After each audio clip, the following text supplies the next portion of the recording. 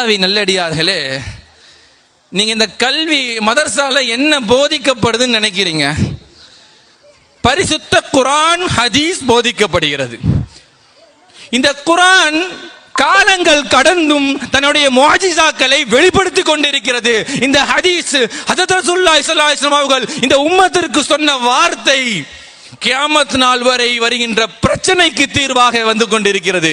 இதை மதரசாவில் போதிக்கப்படுகிறது. இந்த குர்ஆன் எவ்வளவு பியூரிஃபை தெரியுமா? இன்று காலத்துடைய சவால் என்ன தெரியுமா? பிள்ளைகளை தீன் உள்ள பிள்ளைகளாக, ஈமான் உள்ள பிள்ளைகளாக, அல்லாஹ்வுக்கும் ரசூலுக்கும் கட்டுப்படுகின்ற பிள்ளைகளாக வளர்ப்பது என்பது மிகப்பெரிய சவால், மிகப்பெரிய சவால்.